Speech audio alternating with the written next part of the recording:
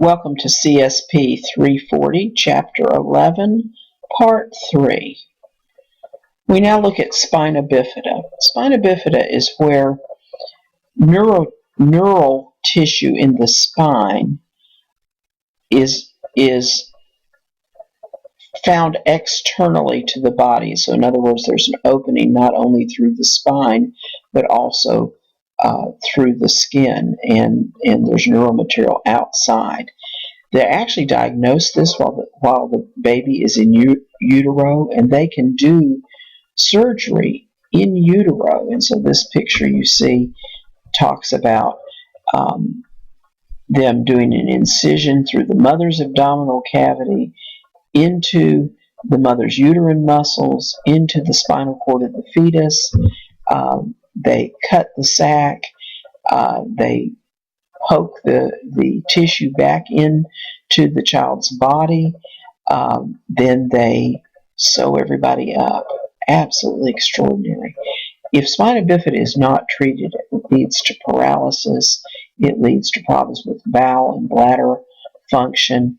In more extreme versions, what happens is the spinal fluid builds up in the brain, causes hydrocephalus, and that hydrocephalus can create brain damage.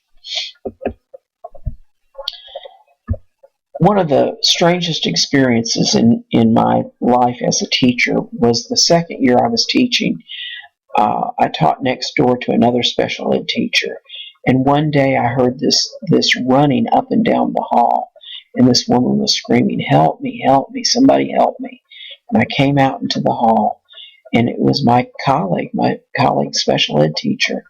And I said, "What is wrong?" And she said, "Jeffrey's having a fit." And I said, "By fit, do you mean seizure?" And she said, "Yes." She had left a room full of junior high boys with mild cognitive disabilities alone in the room with another kid having a seizure. And so when I started teaching college, one of the things I wanted to make sure that everybody knew how to do was what to do if somebody had a seizure. So this particular slide is looking at what we call a generalized tonic-clonic seizure. This is where the person falls to the floor and they have jerking of their arms and their legs. The person is unconscious. As bad as it looks, they're not feeling it. And so here's what you need to do. First, cushion their head. If they're wearing glasses, get the glasses off. If you can find a pillow or a jacket to put under their head, you need to do that. Secondly, loosen any tight clothing that they have. The third is, if you can, turn them on their side. If they're in full convulsion, you may not be able to do that. Time the seizure, because we want to make sure that seizures are not going more than 5 minutes. Don't put anything in their mouth. I know in the movies they do that. That's wrong. The person can swallow whatever it is you're putting in their mouth. Look for ID, because they may have an ID that says that they have a seizure disorder. Don't try to hold them down, because you can break their arm, or they can break yours. As the seizure ends, offer them help. You don't have to send somebody to the hospital for a seizure. Most people that have seizure disorders, they rest a little bit and they're fine. You do need to contact their parents each time a child has a seizure.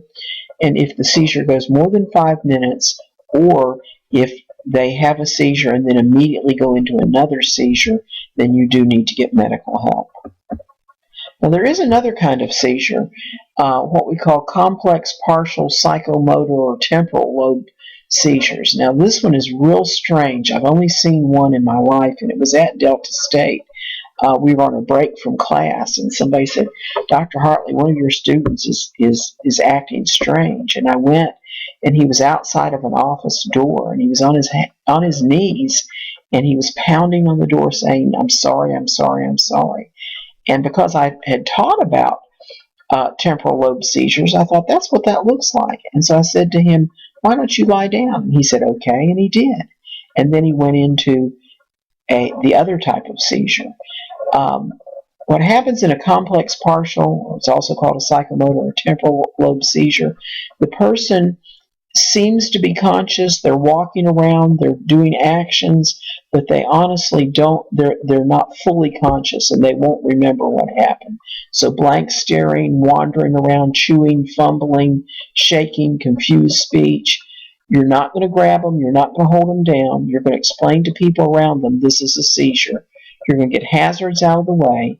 Speak calmly. If you tell them, for instance, to sit down, they often will, and then the same information about timing it and when to report it. The last thing in this chapter is about traumatic brain injury. We have a short film on this. The biggest challenge with children as they age is that often they grow into their injury. So we might have a child who's injured at 18 months in a car crash, and they come back, they are treated medically, they go back home, and they seem to be developing fine, and everyone thinks nothing of the injury, and in fact oftentimes don't even remember the injury, and don't communicate the information about the injury to professionals who are then in the position to serve the child. So the child gets to first grade, kindergarten, first grade, second grade, they do fine, because in those situations we talk about the teacher serving as the frontal lobe. So the teacher saying, Johnny, pick up your pencil. Johnny, write the letter 1. Johnny, put your pencil down now. Johnny, take your pencil and put it in your desk. So one-step commands, very simple to follow. But when you start getting into third grade, fourth grade, fifth grade, and you're asked, okay, Johnny, I want you to write a book report about one of the books on the board here. Pick a story and then write a summary of that and tell us what you think about that story. Well, that's a very complex set of tasks and involves sequencing, involves lots of abstract thinking and planning and organizing, and that's just where a lot of kids with a brain injury will fall apart. So maybe Johnny starts having trouble. Nobody remembers at 18 months he had an injury. Nobody connects those dots, and that happens an awful lot.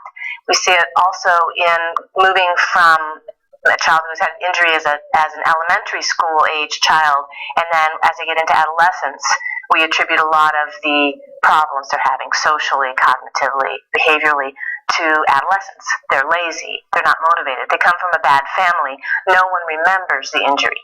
And that's really kind of the story in childhood brain injury. We don't remember the injuries, and it's not on the radar screen of a lot of schools, so that some of those behaviors that might alert you or I don't alert the teacher who's got 35 kids in their class and is trying to, figure out why Johnny's misbehaving.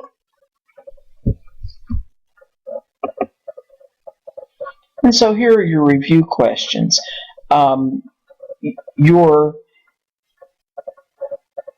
Your page for Chapter 11 on Canvas has a link to the PowerPoint so that you'll be able to look at this individual slide separately.